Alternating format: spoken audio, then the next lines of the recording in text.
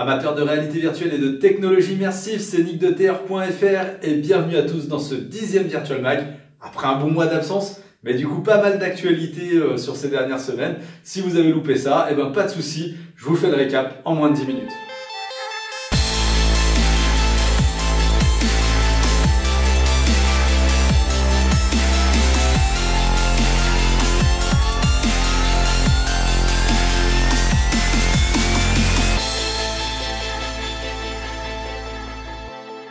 Et ce qui a fait l'actualité dernièrement, ce sont surtout les arrivées des Pimax en France.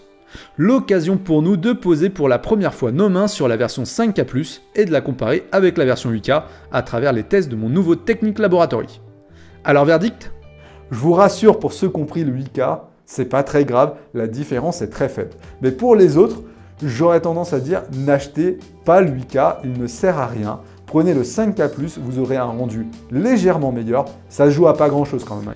Côté rumeur, la peut-être grosse annonce de cette fin de mois pourrait bien venir de Microsoft qui devrait dévoiler ses HoloLens nouvelle génération lors du Mobile World Congress qui se tiendra le 24 février prochain. Un court teaser lâché sur YouTube par le créateur des HoloLens fait déjà monter la sauce à coups de fibres de carbone, même si on n'apprend pas grand chose dans la vidéo pour l'instant.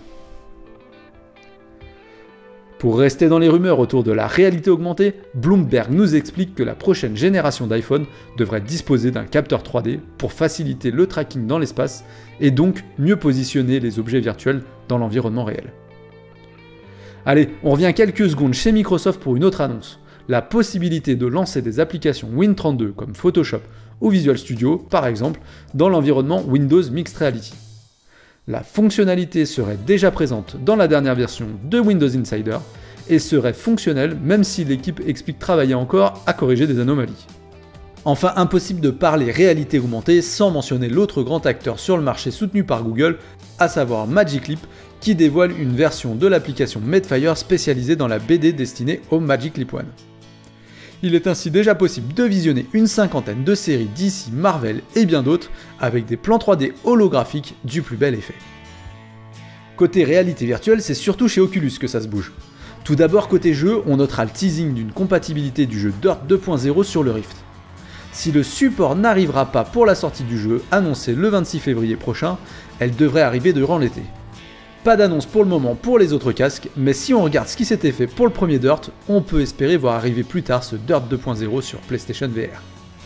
Du côté du software Oculus, l'accueil, ou plutôt le Home, supporte à présent les environnements personnalisables dans sa dernière version bêta.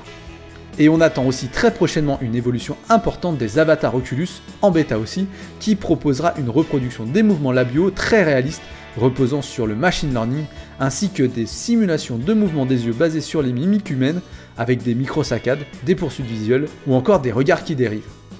Et pour en terminer avec une plutôt mauvaise nouvelle chez Oculus, notez qu'un représentant a expliqué à nos confrères de Plot VR que le casque à venir Oculus Quest ne partagera pas le même store que le Samsung Gear VR ou encore l'Oculus Go.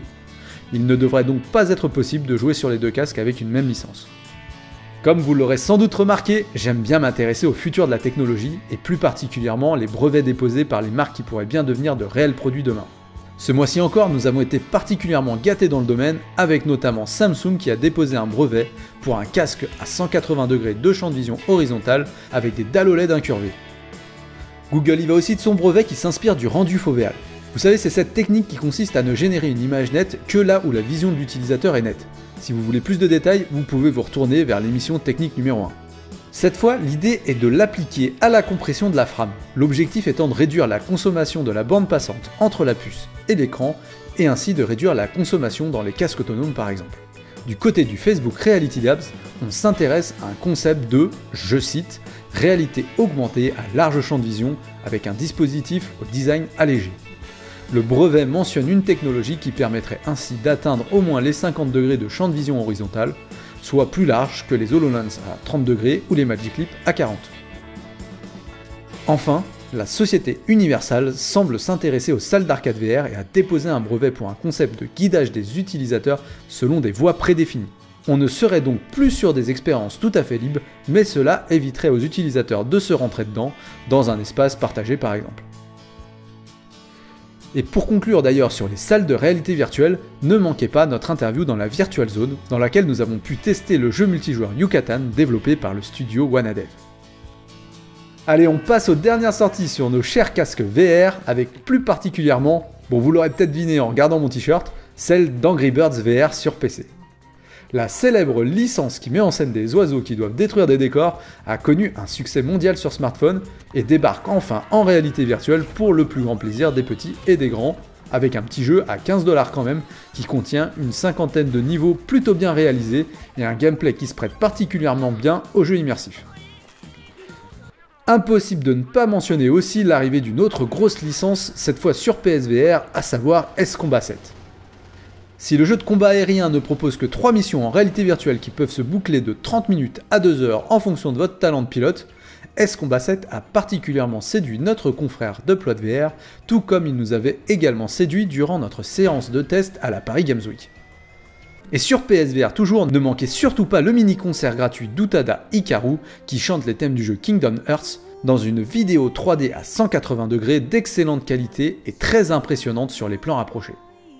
Et enfin, pour conclure sur les mises à jour intéressantes de gros jeux VR, vous pouvez à présent faire la guerre dans un environnement arctique dans le jeu Onward et affronter Rocky Balboa, Apollo Creed ou encore Ivan Drago dans le jeu Creed Rise to Glory.